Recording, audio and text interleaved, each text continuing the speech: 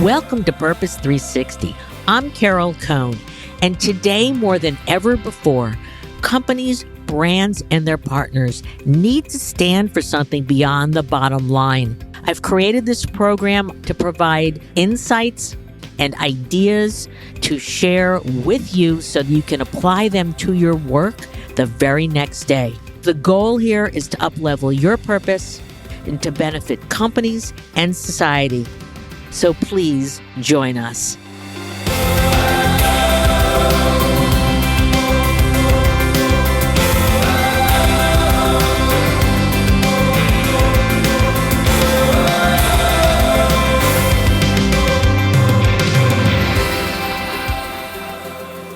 During these really trying times, we have asked some of our previous guests whose organizations have taken highly innovative, caring, heartfelt actions during the COVID-19 pandemic. And one of those organizations is New York Life. So we went back to our friend there, Heather Nesle. She's president of the New York Life Foundation. She's also vice president of corporate responsibility. And she's invited her colleague, Maria Collins, who's a vice president at New York Life Foundation, and she's also a corporate VP at New York Life overall, to talk with us about how the company is responding, especially in the area of grief, which is the core of their social purpose at New York Life. So welcome, Heather and Maria. Thank you, Carol. Both of you should just talk about your roles at New York Life, as well as leaders of the foundation. And then I'd like you to talk a little bit about your child bereavement focus, and then we'll get into your COVID-19 responses. So this is Heather. So I am the president of the New York Life Foundation, and I also run corporate responsibility at New York Life. Hi, this is Maria Collins. I'm the vice president of the New York Life Foundation. I oversee our bereavement strategy. Talk to us about your focus, your social purpose focus, and how thoughtfully it has developed over time in terms of a core part of who New York Life is. We have two main focus areas for the New York Life Foundation. The first is in education. We focus on out-of-school time programs for middle school youth with the hope of getting them to high school on time and on grade level, as they are 4 times more likely to graduate high school on time when they have that success transitioning to high school. The other area that we're going to focus on today is really unique to New York Life, and that is the area of childhood bereavement, helping children and their families have an adaptive response to grief. And I'm going to turn it over to Maria to talk to you about some of the progress we've made since I last spoke with you, as well as our newest program, the Golden Sweater. So Carol, just to remind you and your listeners, childhood bereavement is an issue that has been around for a long time. 1 in 14 children will lose a parent or a sibling by the age of 18. That number doubles by the age of 25. And as Heather stated, New York Life has been doing this for over a decade. And a couple of updates since your last conversation. You talked about our Grief Sensitive Schools initiative. The Grief Sensitive Schools initiative is an initiative to really provide resources and tools to educators to support grieving students.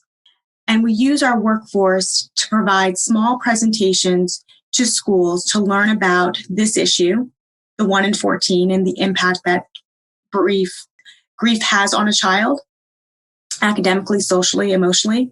In addition, where they can find support.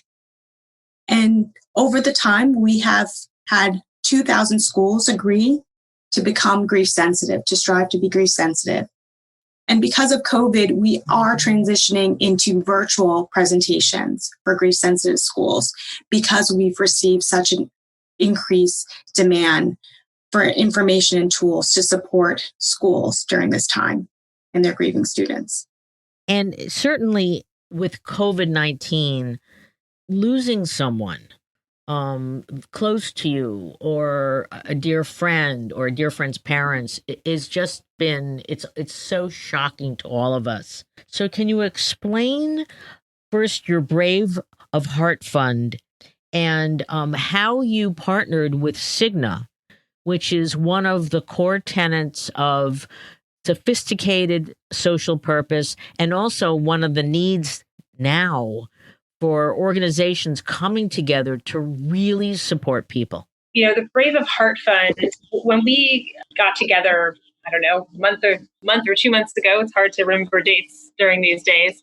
New York Life is in a really strong financial position. We're celebrating our 175th anniversary this year, and we decided this is one of those moments, like we've done so many times in our history, where we knew we had to step up and provide resources to do what we do best, which is to provide financial security to people in their time of need. Additionally, you mentioned Cigna. We are in the midst of acquiring Cigna's group life and disability insurance business. And so we've gotten to know them pretty well.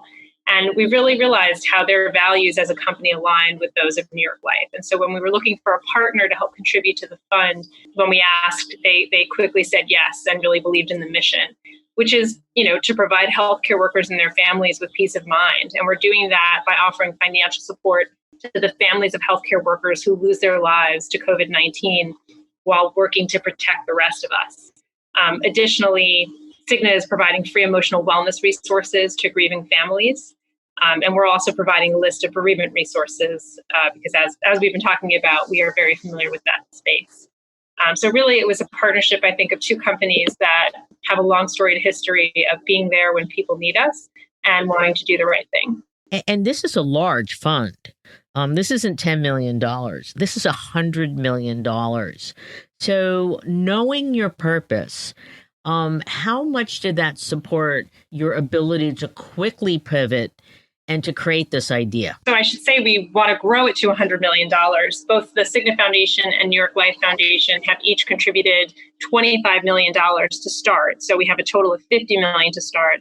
And then on top of that, the New York Life Foundation is going to match an additional $25 million in individual contributions, which we've already started to take and which have been coming in.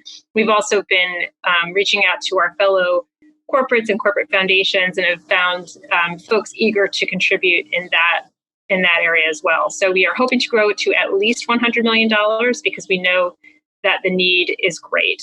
And in terms of, how quickly we were able to put this together, I mean, this is a daunting thing to put together. We are going to be not just verifying eligibility for the fund, but then we're working with E4E, which is a subsidiary of the Foundation for the Carolinas, and they will actually be managing the Brave of Heart Fund and making the decisions as to, who is able to get money and how much money those folks will get. So all of this was done at warp speed, but with the same precision and, conservative nature that we apply to everything. We want it to be done the right way. We are still right now working to complete some of the pieces that will allow the application to open in just a few weeks.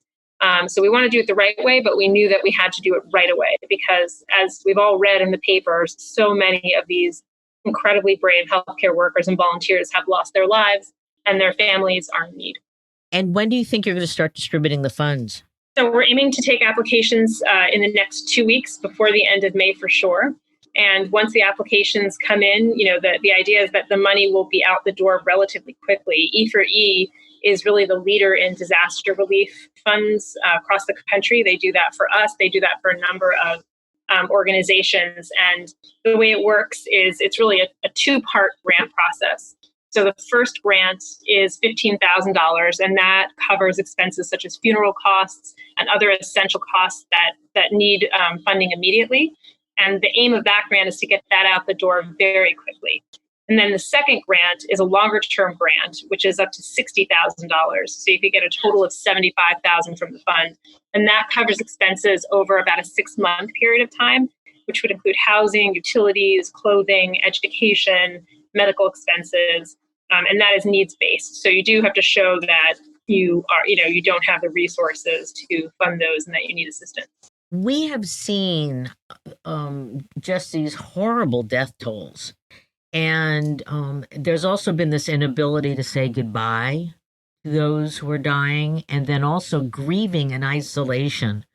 Can you share, Heather and Maria, how your knowledge, and you've got so many trained colleagues in terms of grief, how you're bringing that knowledge to help so many people?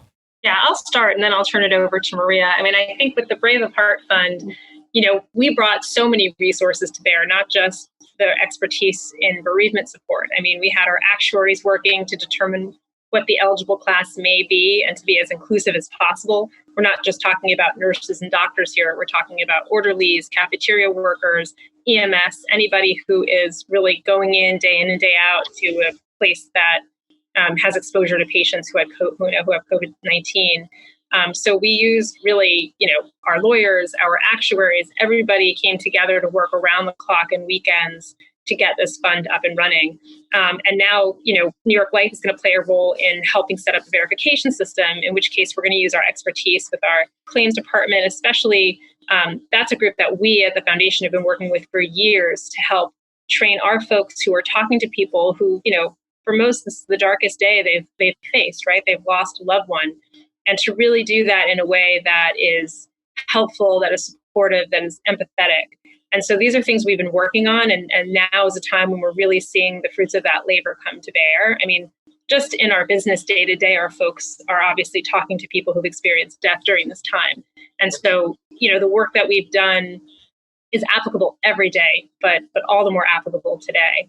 And I'll turn it over to Maria to talk about, some of the other things that we're working on now, including some of the resources we're providing on our website.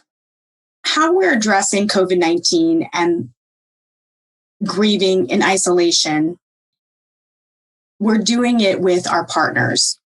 Since we have been an active partner with many bereavement organizations across this nation and the largest investor in bereavement support services, we knew that we needed to activate and rally with our folks to understand what the needs are, how do we get resources out there, and what programs are needed. So the first thing that we did was, what are the resources? We have many resources on NewYorkLifeFoundation.org to discuss coping with loss, grief, supporting your grieving student, supporting your grieving child. However, this grief is a little bit different, and the whole world is grieving in different ways. So we have created special COVID-related information, webinars, resources, publicly and internally, to support this loss that we're all feeling. Some of the resources are mental health tips for individuals, how to deal with a pandemic, how to support your child during a pandemic, how to talk about it, how to talk about loss. There's a new article that will be posted. It's called Grief Interrupted. When you can't grieve collectively, but you need to, because one, grief is at the heart of how we deal with loss. And we're grieving individually, but we want to also grieve collectively. And how do you do that? So we are providing tips on how to do that. A lot of the programs that we fund, bereavement services, support groups, have gone from in-person to virtual or by phone, depending on where they are in the country. Providing training and support to bereavement specialists, but also any individual that supports children and families during this time.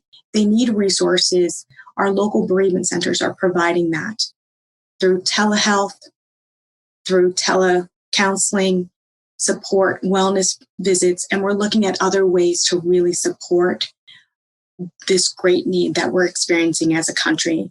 You talked about the difference now that you are isolated, that you don't have that sharing around you of people to support you.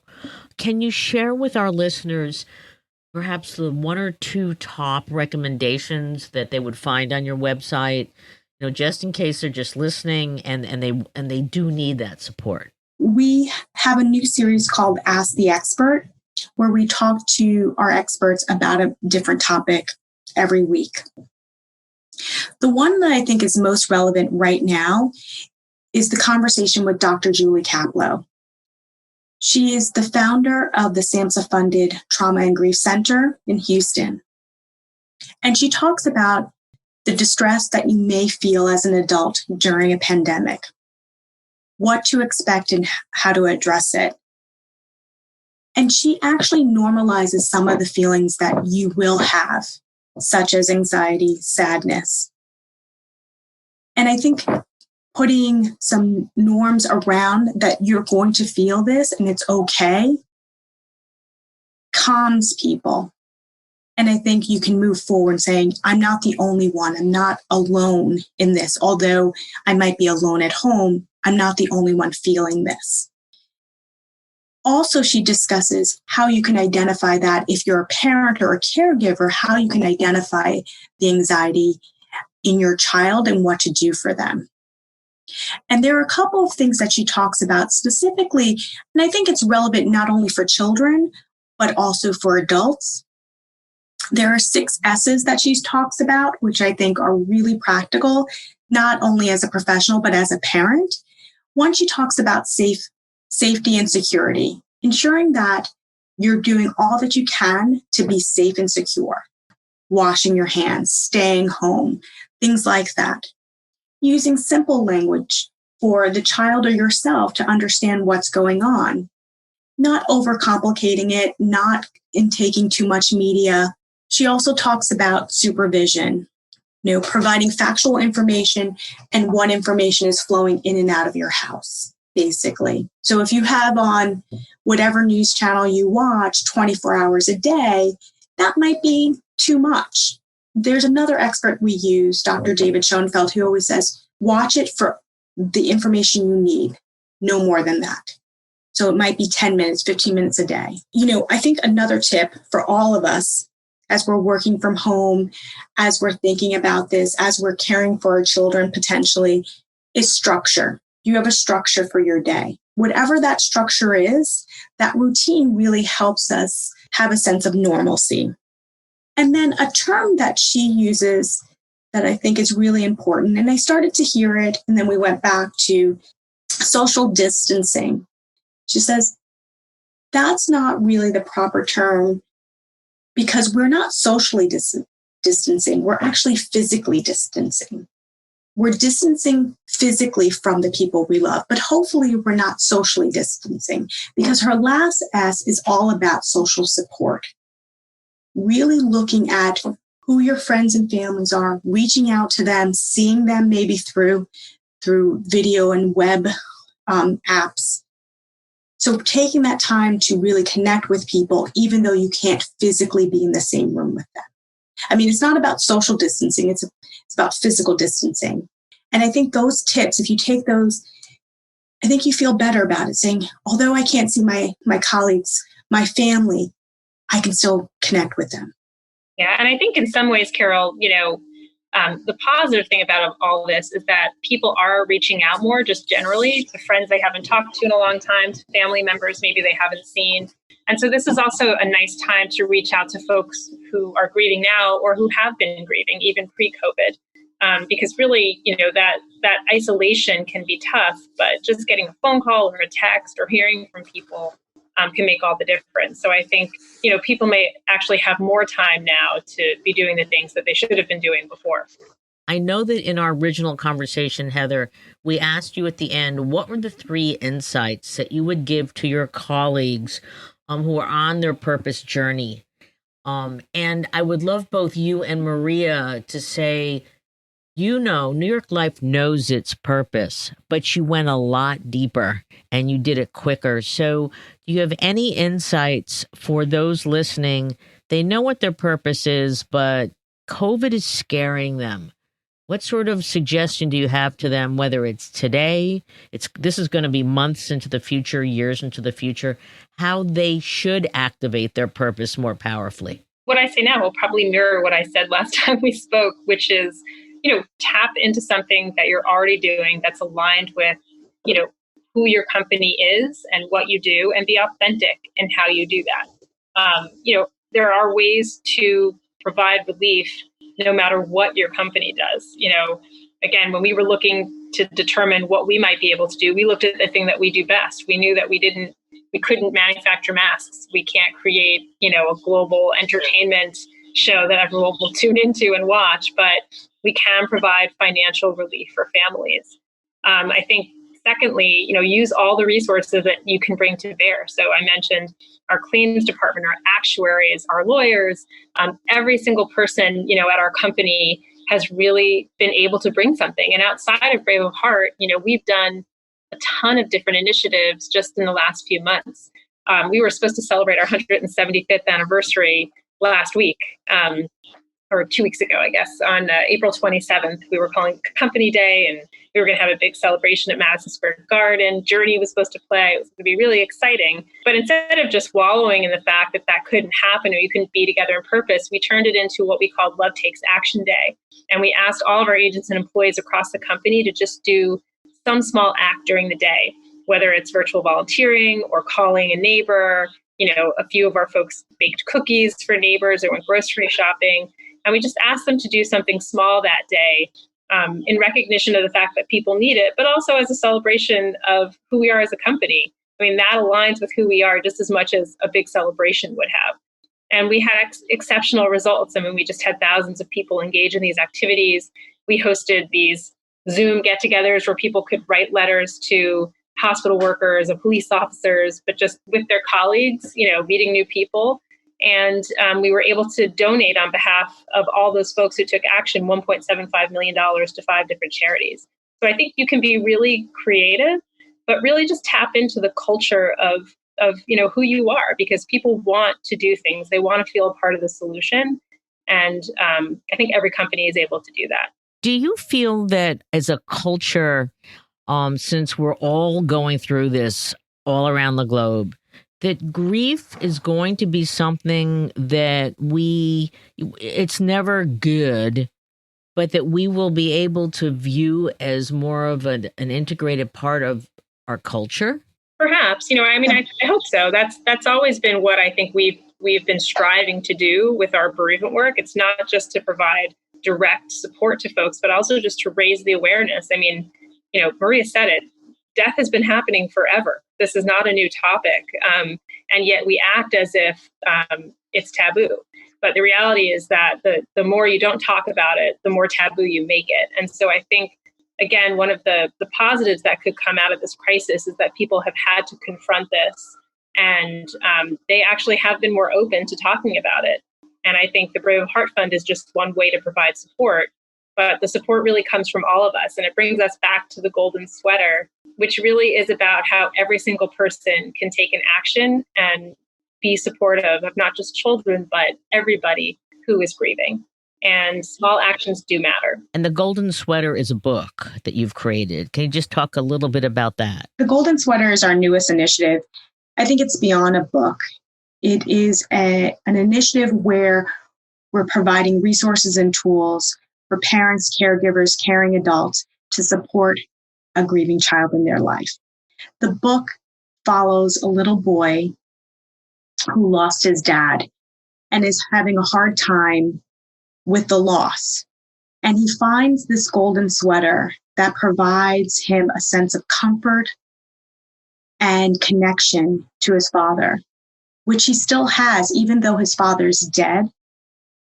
And he's able to find strength and resiliency. And I think your question about COVID-19, are we ever going to get good at grief? That is what New York Life has strived to do. We know from our surveys that individuals shy away from conversations about loss. People shy away from supporting individuals, not that they don't want to support them, it's just that they don't have the words or the tools to support that person. This book, with our discussion guide that we created to accompany the book, provides those tools on how to have a conversation about loss and death, probing questions. We also give information on how to read the book yourself, because all of us are dealing with the loss of someone. And this book may trigger in ourselves reactions. So we want to be prepared, especially when we're talking to our child, on how to have that conversation. So one of the questions that I leave with in this book is like, what is your golden sweater for the person that you lost? What do you carry with you every day to remember them? And I think that is a conversation that we all will have. What do we remember about that person?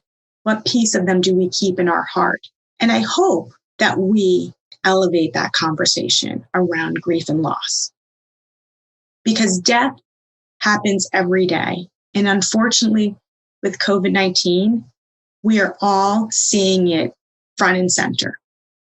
It is available free to download on our website, NewYorkLifeFoundation.org. And for every download, we will be donating $1 to 4 different bereavement organizations up to $175,000.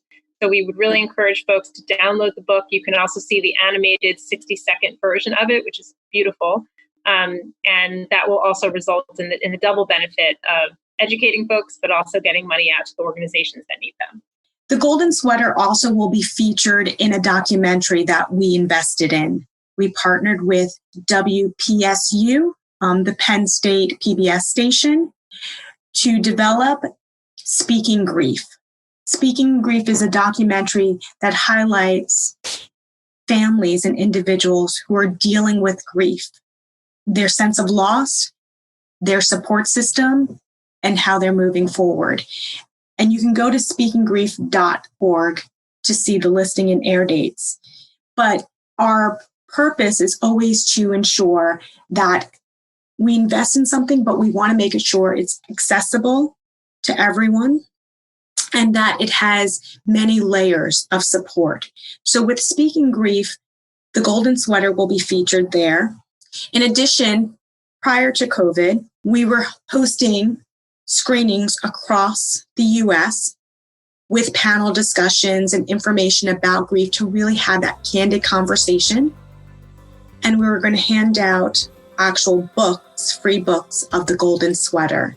Unfortunately, because of COVID, we are in transition on how we're going to do those screenings virtually, how we're going to continue to hold those conversations.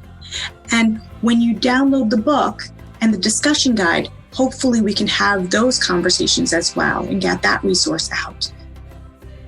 So there's many layers to our support and how we are dealing with COVID as well as grief in general as our mission.